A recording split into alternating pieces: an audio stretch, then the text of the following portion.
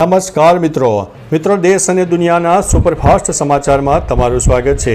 અમદાવાદમાં આઈ લવ Mohammad poster police alert થઈ ગઈ છે। નવરાત્રિ મહોત્સવ દરમિયાન અમદાવાદમાં આઈ લવ મોહમ્મદના પોસ્ટર લાગતા ચકચાર મચી જવા પામ્યો છે।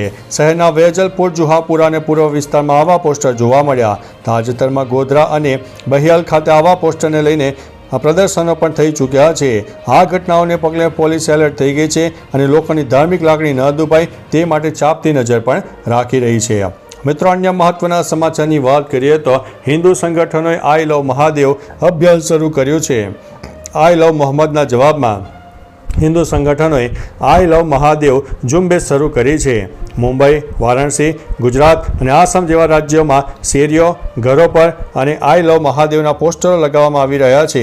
હિન્દુ સંગઠનોએ શુક્રવારે ગરબા પંડાલોમાં ભવ્ય આરતીનું આયોજન કરવાનું પણ આયોજન કર્યું હતું। મુંબઈમાં ગરબા નાઇટ્સમાં આઈ લવ મહાદેવના પોસ્ટરોનું વિતરણ કરવામાં આવ્યું હતું। મિત્રો, અન્ય મહત્વના સમાચારની વાત કરીએ તો દયા વગર ગરબા કરતા દેખાયા જેઠાલાલ। ટીવી શો તારક મહેતા કા ઉલ્ટા ચશ્મામાં દર વર્ષે ગરબા અને દાંડિયાથી ઉજવણી થાય છે। મુંબઈમાં યોજાયેલા ગરબા નાઇટમાં જેઠાલાલ તરીકે પ્રખ્યાત દિલીપ જોશીનો સિગ્નેચર ડાન્સ સ્ટેપ દર્શનમાં આવ્યો, જે વિડીયો વાયરલ થયો। આ કાર્યક્રમમાં પૂનમ પાંડે, વિવેક દહિયા, ઓરી અને દિવ્યંકા ત્રિપાઠી જેવા ઘણા જાણીતા ટીવી સ્ટાર્સ પણ હાજર રહ્યા। ગરબા રાતનું માહોલ એકદમ ઝકાસ હતું। મિત્રો, અન્ય મહત્વના સમાચારની વાત કરીએ તો ગરબામાં કપલનો વિડીયો વાયરલ થતાં સંત સમાજમાં રોષ। વડોદરાના યુનાઇટેડ વે પ્રખ્યાત ગરબા મહોત્સવમાં એક ખેલૈયા કપલની શરમજનક હરકતને કારણે મોટો વિવાદ થયો છે।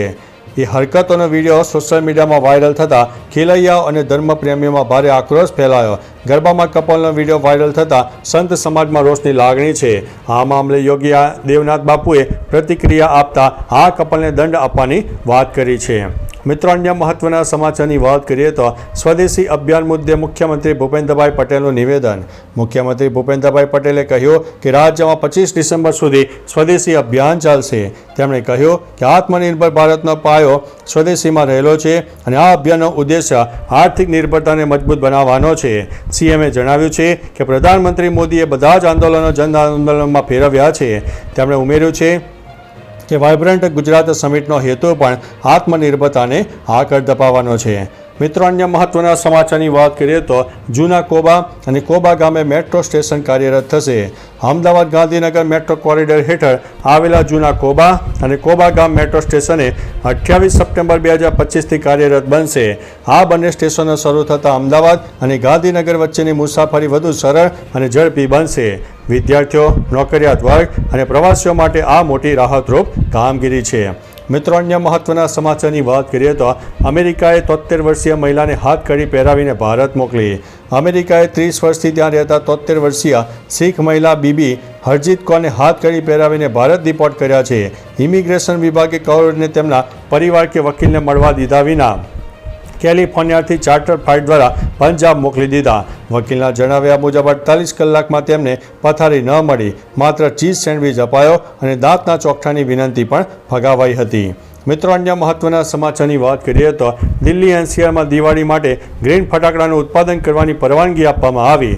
સુપ્રીમ કોર્ટ દ્વારા 26 સપ્ટેમ્બરના રોજ સુનાવણીના સંકેતો આપ્યા છે।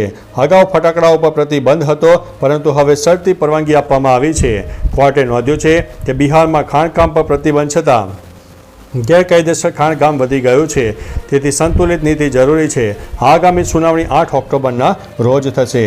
મિત્રો, અન્ય મહત્વના સમાચારની વાત કરીએ તો ભારત માટે ખતરો, WHOની ચેતવણી। વિશ્વ આરોગ્ય સંગઠનના ગ્લોબલ રિપોર્ટ હાઇપરટેન્શન 2025 મુજબ ભારતમાં 210 મિલિયનથી વધુ લોકો હાઇપરટેન્શનથી પીડાય છે, જે પુખ્ત વસ્તીના 30%થી વધુ છે। ફક્ત 39 લોકો જ પોતાની સ્થિતિની જાણ કરે છે અને 83% દર્દીઓનું બ્લડ પ્રેશર અનિયંત્રિત છે।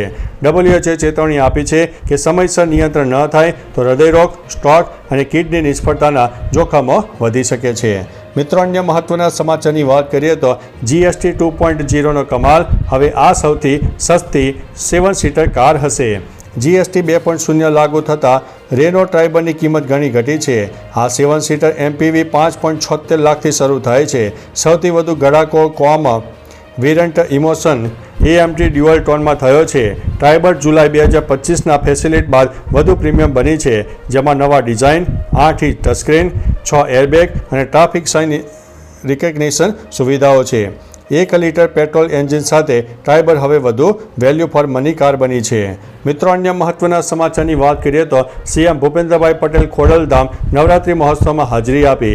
રાજ્યના મુખ્યમંત્રી ભૂપેન્દ્રભાઈ પટેલ ખોડલધામ ગ્રાઉન્ડ ખાતે યોજાયેલા ભવ્ય પારિવારિક નવરાત્રિ મહોત્સવમાં હાજરી આપી. આ અવસરે માતાજીની આરાધના કરીને સૌ સાથે ઉત્સાહપૂર્વક ઉજવણી કરવામાં આવી. ઉલ્લેખનીય છે કે રાજ્યમાં નવરાત્રિ મહોત્સવની ધામધૂમથી ઉજવણી થઈ રહી છે.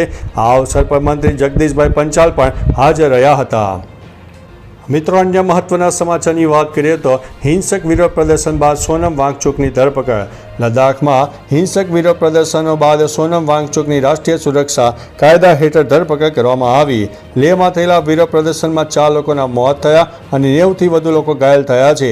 આંદોલનકારીઓ લદ્દાખને સંપૂર્ણ રાજ્યનો દરજ્જો આપવા અને 6ઠ્ઠી અનુસૂચિ હેઠળ તેનો સમાવેશ કરવાની માંગ કરી રહ્યા છે. લેહમાં મોબાઈલ ઇન્ટરનેટ સેવાઓ પણ હાલ માટે સ્થગિત કરવામાં આવી છે. તો ચાલો મિત્રો, ફરીથી દેશ અને દુનિયાના સુપરફાસ્ટ સમાચાર લઈને મળતા રહીશો. ત્યાં સુધી અમને રજા આપશો. નમસ્તે.